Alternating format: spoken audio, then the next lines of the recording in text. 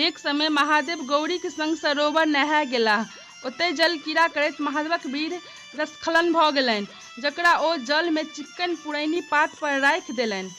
ओहि सँ पाँचों बहिन बिषहाराक जन्म भेल।